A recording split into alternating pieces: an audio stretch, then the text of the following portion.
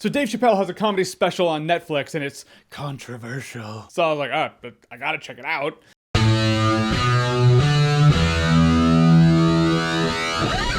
So this is a stand-up comedy special. It's an hour long by Dave Chappelle, who was in 2003 to 2005, basically when Chappelle's show was on. This dude, there was no stopping him, and he was hilarious. Chappelle's show was hilarious. And look at that, Chappelle's show was very provocative, it pushed the lines. It would be seen as controversial if it came out now. In fact, I don't think Chappelle's show would actually survive in today's day and age, which I find fascinating, I find interesting. I feel like he does too, and I feel like that's why he did this new comedy special, Sticks and Stones, the way he did it. See, Sticks and Stones touches on a lot of stuff. He makes jokes on cancel culture, the LGBTQ community, suicide, that Michael Jackson documentary on HBO, and more. He makes a lot of jokes in a lot of areas, and a lot of other comics would be like, fuck that, I'm not touching it. Going into the zones that people otherwise are like, I don't want to touch on that, like the greats. They'll go there, they'll make jokes about it, and generally the audience is left with that was uncomfortable, but I laughed. And that's the point of it. The point of it is to push the lines, push the boundaries. Like Icarus, you fly as close as you can to the sun without burning your wings. Only thing is, in today's social media day and age, is like the sun's expanded and you can't fly as high as you used to be able to. And that's why I like the fact that Chappelle's like, well, I'll just get stronger wings. I love that about the guy. I love that about this special. Is it controversial? Yes. Is it offensive? That definitely depends on you, because only you can decide whether or not you're gonna get offended by what he says. I mean, when I'm watching it, I'm like, oh yeah, that'll catch some heat. That will catch some heat too. But I couldn't help but appreciate the fact that, well, this guy will do it. He'll go there. Great comedy, great comedians. They're basically an outlet for people, because people have fucked up thoughts. They have fucked up things that they think of. They have fucked up jokes. Like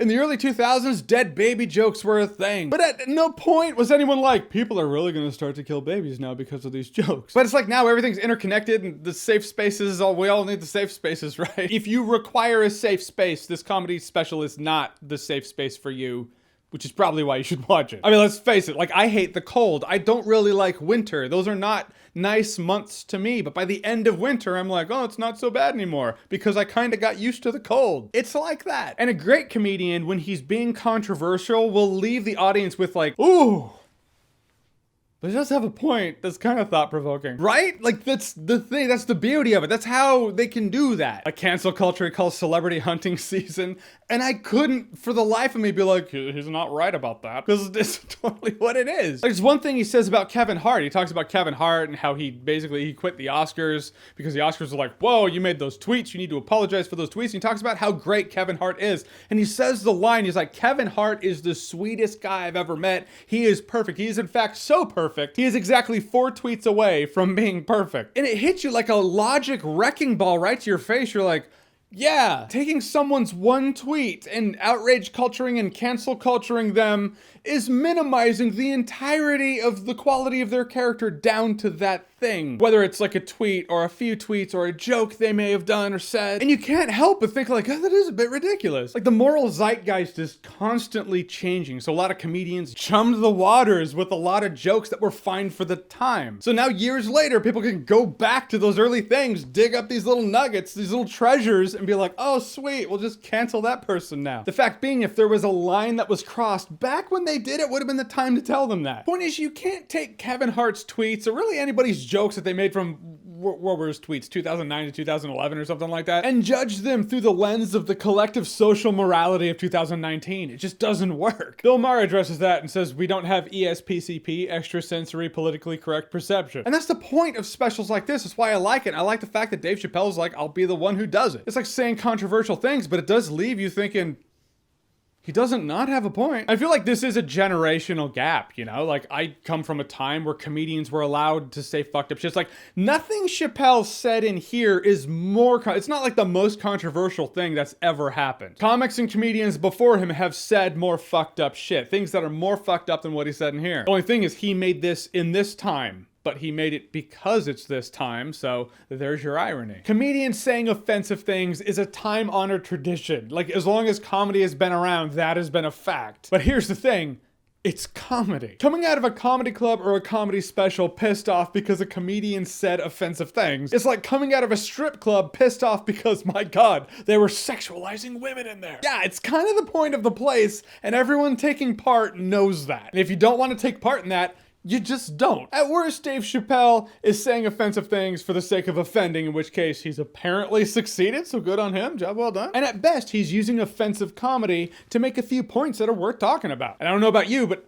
I saw the special, the crowd was dying of laughter. In a world that's just, it's so PC, and I feel like comedy's dying because comedy is so safe now. Because entertainers, stand-up comedians, even YouTubers, here's my nickel's worth of free advice for you. People come to you for escapism. You are supposed to present yourself as free of the fucks given that plague people on a daily basis. And that's what Dave Chappelle gave us with this. He gave us someone, himself, who just, he was free of giving a shit. He said what he said, and at no point are you like, oh my God, this guy is totally confined by the social constructs and social media outrage that plagues everyone else. That really holds a lot of comics back these days. I can't help but appreciate the fact that he did that. Interesting thing is this thing has like a 0% on Rotten Tomatoes. It's 0% on Rotten Tomatoes with 5 reviews at the time of filming this anyway. 5 reviews? That's it? Like Rotten Tomatoes credited critics are not above reviewing stand-up comedy specials. So I get the feeling, I have no evidence to back this up, but it's just, I think a lot of them actually do like it. They like it, but they live in the cesspool known as Hollywood or Los Angeles, whatever you want to call that armpit. And they're like, well, we can't say we like it because we'll be a pariah.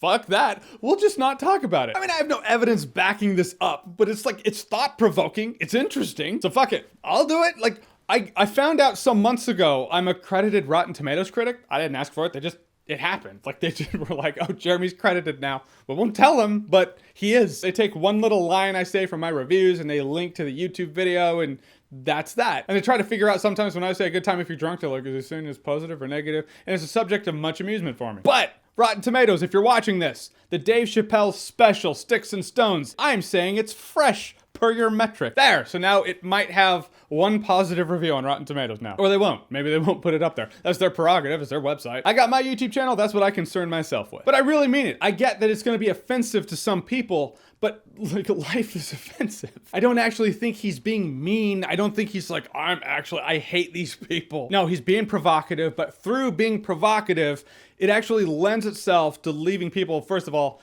kind of uncomfortable. Second of all, laughing. So now they have to question whether or not they're fucked up, and I appreciate that. But third of all, there's actually a conversation that could be started with the things he says and the points he makes. If someone just tweets about it, then it just gets buried under outrage and they delete the tweet. But when it's a comedy special, it's out there now, and there's nothing anyone can do about it. I appreciate all of that. All right, so Dave Chappelle, Sticks and Stones, have you seen it? What did you think about it? Here's the real question. These are the real questions from me. Did you find it offensive? If you did you laugh in the special? And if you did laugh and you found it offensive, the things that were offensive, did you also laugh at those? And I'm curious, just socially speaking, curious about it. Whatever you think, comment below, let me know. And if you can give this video a like, I feel like this one in particular, it might need it, or it won't. I don't know, but I feel like it might, so if you can hit that like button, I'd appreciate it. And as always, if you like what you've seen here and you want to see more, click right here to see more.